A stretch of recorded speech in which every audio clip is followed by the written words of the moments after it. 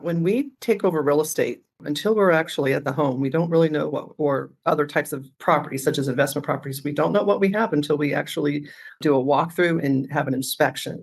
So we're going to want to inspect the property, and we usually will have a property inspector come in. And what we're looking for is, we do look for fire hazards. And one of the things I did want to kind of tag team onto the last question is, the fire departments in the Bay Area are very good to work with. They'll come out and do an assessment, and they'll say, you've got to make a better fire, what's called a defensible space between this shrubbery or trees and your home.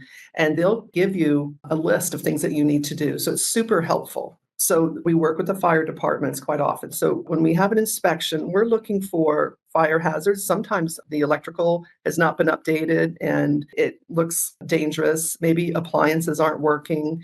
There could be light fixtures that aren't working, old carpet. I've walked into beautiful homes up in the hills where, for whatever reason, the owners have blocked a lot of the entrances and exits with furniture. And that is potential disaster. If there's a fire or another emergency and they can't get out the front door, they won't be able to get out. So we don't know what we're walking into until we're actually in the home or, in whatever property it is. And we do the walkthrough. And then what we do is we get an assessment from the person who's doing the valuation. These are the critical things that you need to get done. These things, unless you want to make changes, enhance the property to enhance the value of the property that you're going to sell, you don't need to do anything unless you want to enhance the value.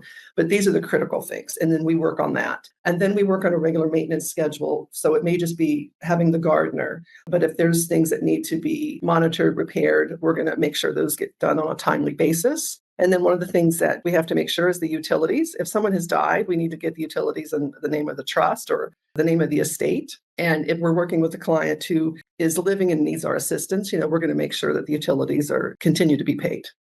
Okay. So when you first walk in and you got to do an inspection, it's kind of like, I think, what you do when you're getting ready to sell your house or you're thinking about buying a house. I mean, it's a Correct. general inspection of the whole house.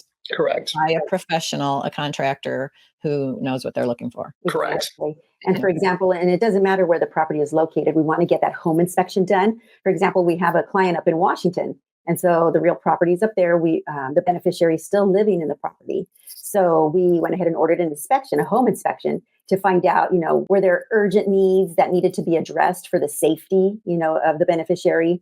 And so we make sure that those repairs are taken care of. So the home inspection is really important, whether you're selling the property or not.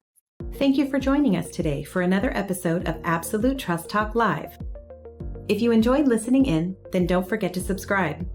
You can find us on Apple Podcasts or wherever you may listen by searching Absolute Trust Talk.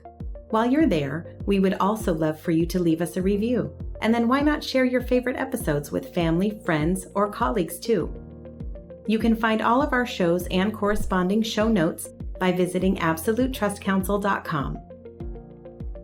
You'll also find a variety of other free resources, including our ebooks, videos, blogs, presentations, and more.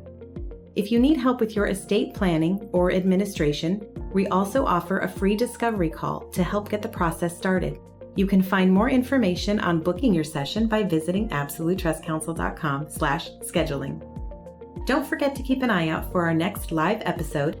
If you join us for the broadcast, you can submit questions during the show. But if not, don't worry. You can always get in touch with us by sending a quick message to info@absolutetrustcounsel.com. Thanks again for listening. We'll see you soon.